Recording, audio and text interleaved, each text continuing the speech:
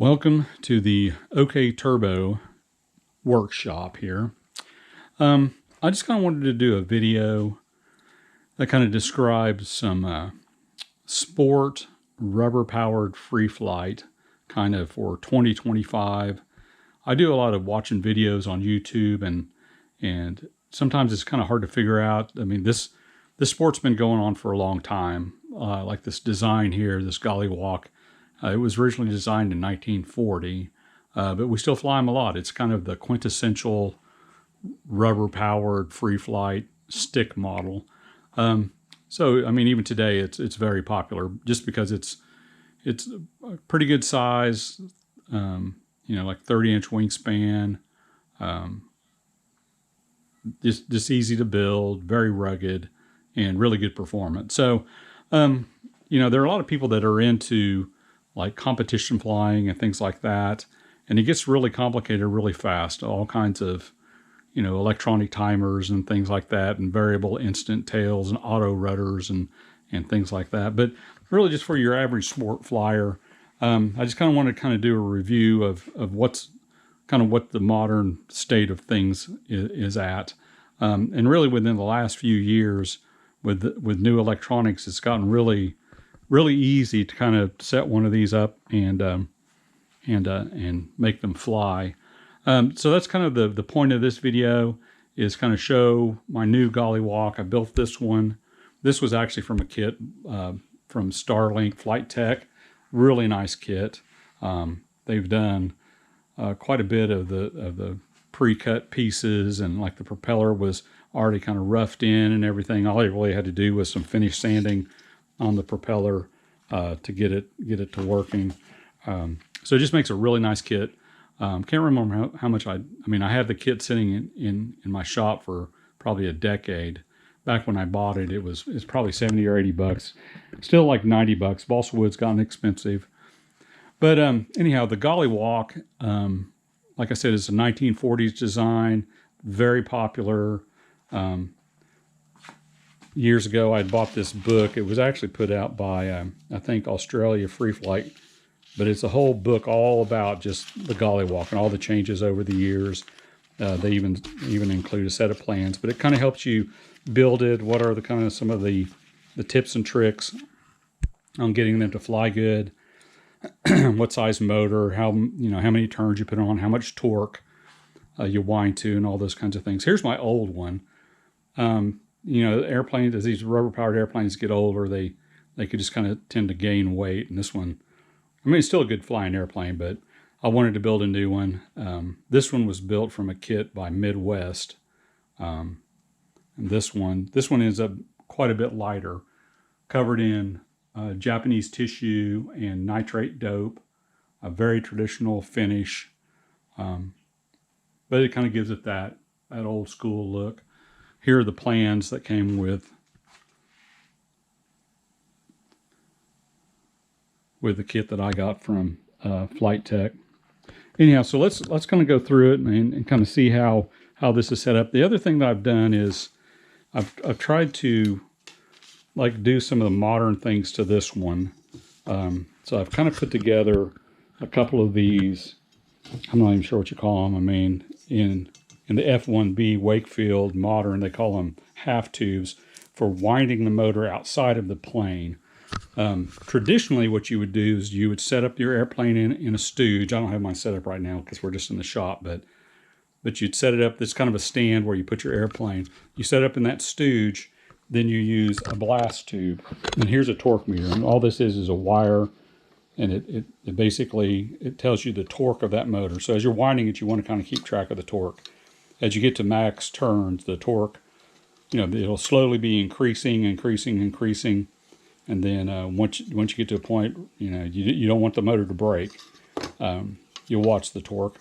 And there's equations. And like I said, this has been going on for a long time. Guys have figured it out. But traditionally what you would do is, let me see if I can remove this from the...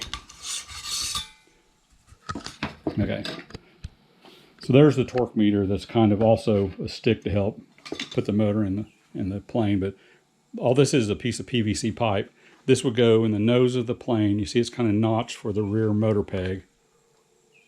and it goes inside the plane. And if something would happen and the motor would break, it basically protects the airplane, because a rubber motor wound up inside of that thing, if it lets go, it's going to basically turn it back into sticks. So this is called a blast tube. That's what we use to protect the plane while you're winding it. The more modern way of doing this is to wind outside of the plane. So you don't put your motor in until it's fully wound, and that's what these two pieces are. So this was like basically one I made out of PVC using a heat gun. It's pretty ugly, but it's functional. Then I found a piece of aluminum channel, and I ended up building this one. So the idea here is that you wind the motor outside of the plane, and then you use this basically to insert the wound motor into the plane. What you used to do is you'd have this kind of arrangement. This is a push stick. Well, you get the motor on this, then you stick it in, put the plug or the rear motor peg on it, then your rubber motor is inside of it. Then you would use that blast tube, slide the blast tube over it, and then you start winding. And all that's done with the motor inside the plane. What this gets rid of, I'm sorry. Sorry, I got choked up for a second there. So the modern way to do it is to not use the push stick and the blast tube, but to wind this thing outside. So I'm going to kind of go through a demonstration of that and how to load it. The other thing I wanted to do was kind of show the new modern electronic dethermalizer. These planes will fly away. I mean, the whole idea is you kind of launch them up, and they're duration kind of contests usually. So you want like a 2-minute max. You're flying in a contest, so you want it to stay in the air for 2 minutes. What'll happen on like a warm day, or when it's a little breezy, you'll get thermals, rising thermals. You'll see the buzzards and the hawks up there flying around, just kind of coasting. That's what they're doing. They're riding those thermals. Well, that lift, the rising thermals, what we used to do was in the tail of the plane, you would have like a piece of lamp fuse, DT fuse. It was also just English lantern fuse, but you would put a piece of fuse in here with a rubber band holding this tail down, and I'll show that here in a second. But as that thing burned through, it eventually burned through the rubber band, the tail would pop up, which creates high drag and makes the airplane come down out of a thermal. We call it dethermalizing, or a DT. So that's kind of the old way to do it, was to use a burning fuse. So you would see like the old guys, they have a cigar in their mouth, and they would be lighting it, right before you launch the plane. You'd light the fuse, then you let it go. Then hopefully you got the right length of fuse for after a couple of minutes, it's going to burn through rubber band. So let me kind of show this. This wing is just sitting on top, so I'm going to take the wing off here, set it off to the side. So this kind of shows the dethermalizer system that's on this one that I've built. Now, I have not flown this plane yet. I'm just kind of finishing it up, but this is what happens. It lets go of that, and then that tail pops up. That makes the airplane kind of stall, abruptly stop, and then it just basically falls straight down, back down to the ground. So what's going on here? This is a band burner dethermalizer. So this has got a little electronic timer with a little LiPo battery. You plug that in, and it can adjust the time to this. Right now it's set for 2 minutes, 120 seconds.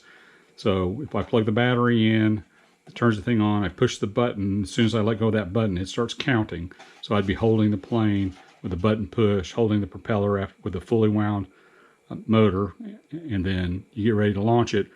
Let go of that button, let go of the prop, goes up in the air. Then after 120 seconds, there's a little heating element that'll burn through this little elastic dental band. That's what I'm using. And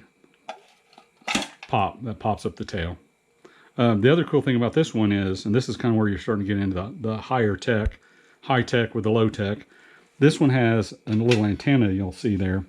I actually have a radio remote that if the thing is drifting off somewhere, I want to finish the flight early, I can push this button and it'll go ahead and interrupt the timer and just instantly burn through that band and pop the dethermalizer. So that's an RDT, radio dethermalizer. So that's what that's all about.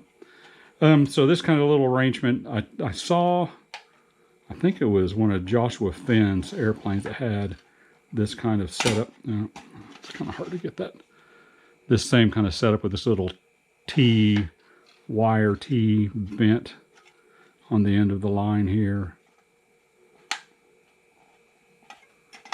And then a couple of extra bands, because each time you do it, it basically ruins that band. It burns through it. So there's a couple of extras sitting here so that I don't have to go back to the toolbox if I'm out in the field.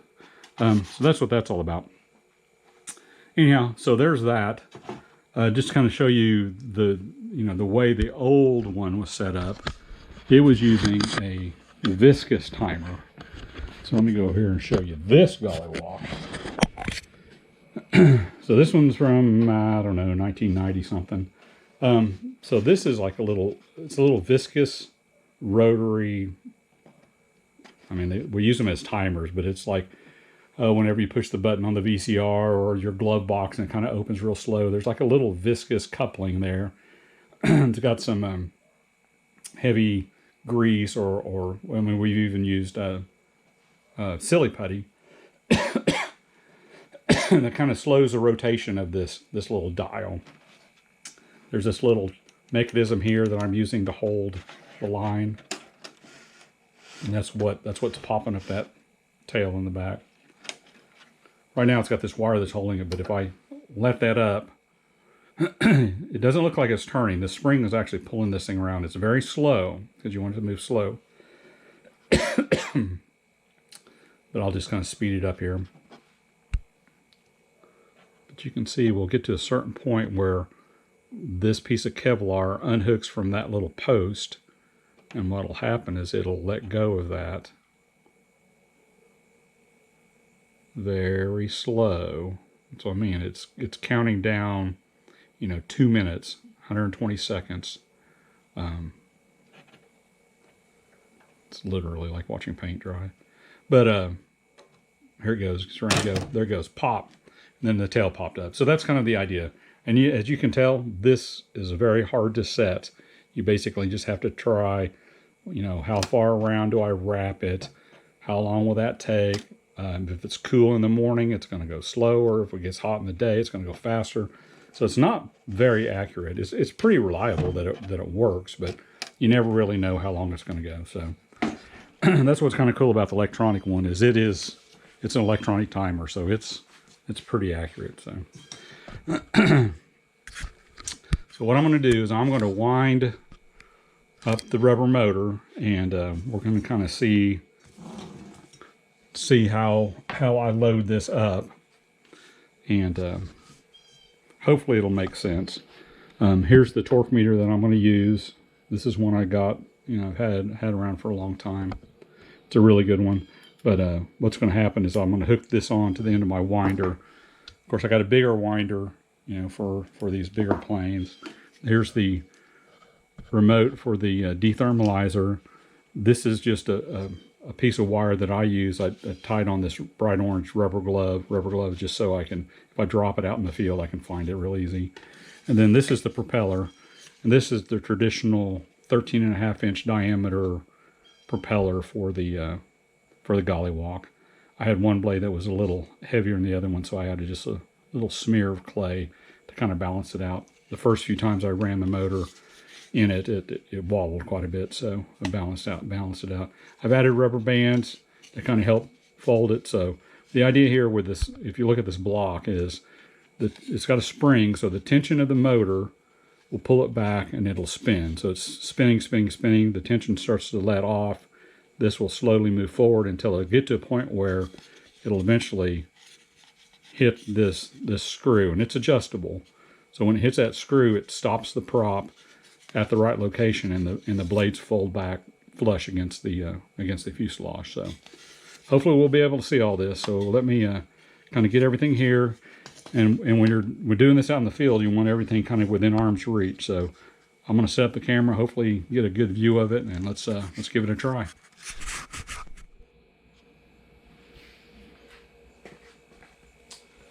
Okay, so this is what the rubber motor looks like. And, you know, just based on the years of guys flying this, I've kind of got one of these little wax paper bags. Usually they put cookies in them. But this is what I kind of store my motors in. I've got a little box here where I've got, you know, extra motor.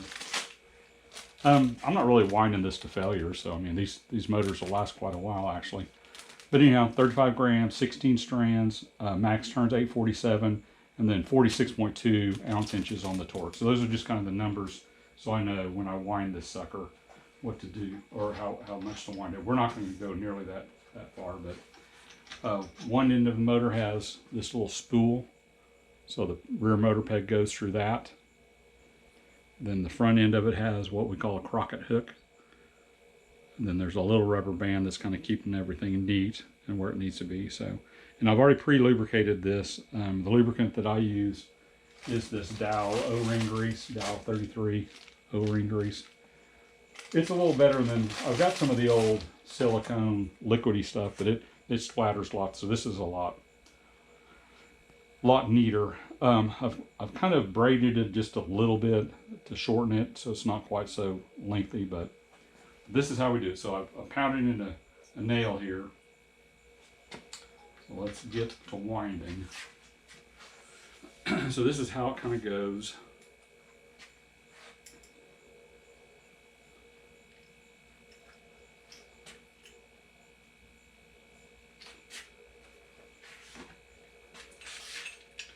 Attach it to my old side winder.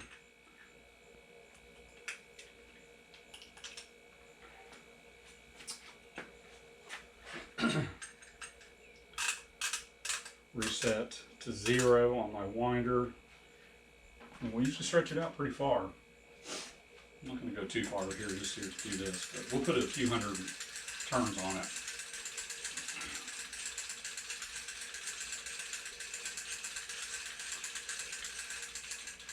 It's 85, 90, we got about 100 on it.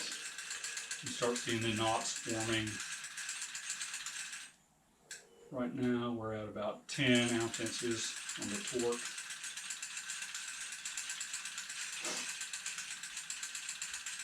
There's 200.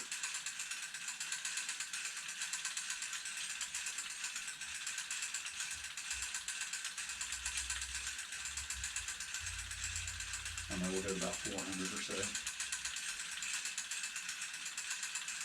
About 350. Still hasn't moved much past 10. Like I said, as it starts to get really tight, the motor gets more and more torque. It gets, you know, basically all the knots start to harden. So there's 400, 410 turns. So let's go ahead and kind of bring this in. So the idea here with this is to get this stick, get that rear peg on there. Like I said, you want everything kind of handy. Bring this forward, and then what I'm doing is I'm putting this wire through one of the holes in the crocket hook. And now the wound motor is loaded in this channel. I'm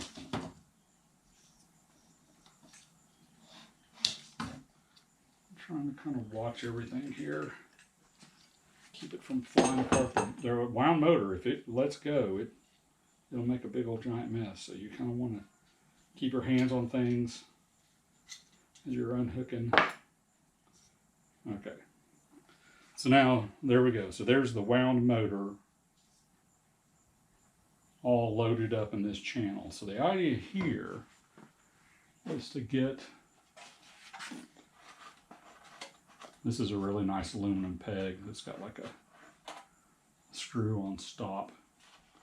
But it comes in that kit from Starlink Flight Tech. So I've got kind of a place where the tissue's removed. So what we're going to do is get the prop here close by. So I'm going to basically use this like a push stick and get this loaded motor and get it into the model.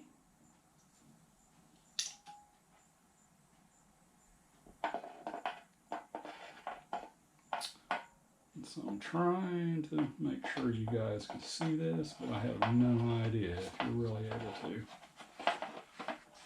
Really, you're kind of watching here, and there's that spool. So what I'll do is get that lined up, push the peg through. This is kind of the little fiddly tricky part, is getting it all the way through. So I'm kind of twisting.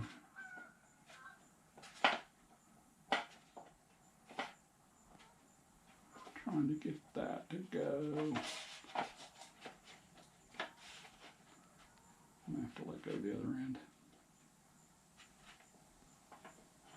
Yeah, let me set this here, make sure all that's good.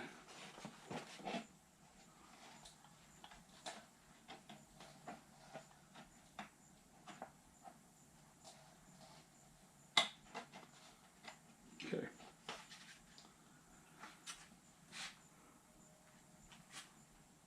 I said this got this little threaded cap. Not that that peg would really come out, but I don't know, it's kind of fancy. Like fancy things. Okay, so now, still got the channel. That's in there. So now what we got to do is transfer this to the prop. So it's another one of these critical times where you got to be kind of careful here.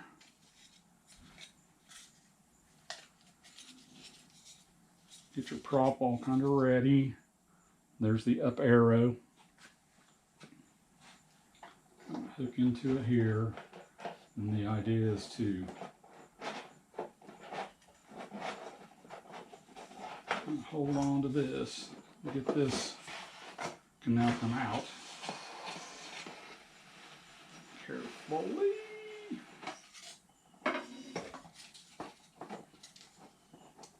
Hang on to the prop and this hook. Get that pin out. Now let's get our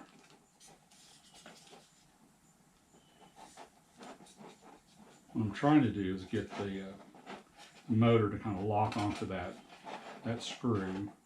Make sure you get your motor block in properly. So now it's kind of locked onto that screw, but I don't really want to let go of it yet.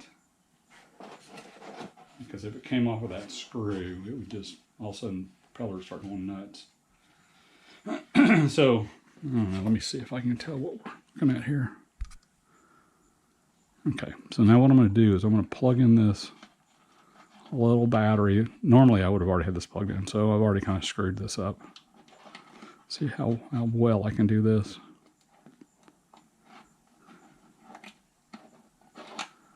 Oh yeah, it's super fidgety.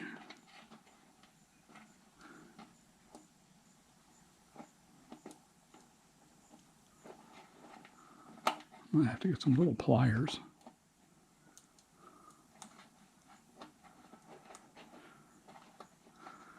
Oh, I'm not going to make you guys watch me do this.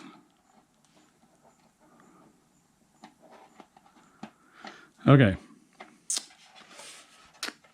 So now it is plugged in. I've got my DT. There would be the wing on this normally. Of course. So I'm going to kind of show how this goes. But what we do is we push the button on this BMK dethermalizer, band burner dethermalizer. It is actually a BMK BB-RDT is the model number from England. Wasn't very expensive. I can't remember how much it was, $20 to $30 US. But anyhow, so here we go. So it's blinking. It says it's ready to go. Let me push the button. Okay, now it is basically armed. So whenever I'm ready to launch this thing, I'm going to kind of push that propeller forward. And so now it's off the peg. I can feel the tension of it. So here, let's go. We will basically launch this plane. Let go. And now the prop's running. I'm hoping we can kind of see propeller stop and the blades fold back. Like I said, this was 400 turns.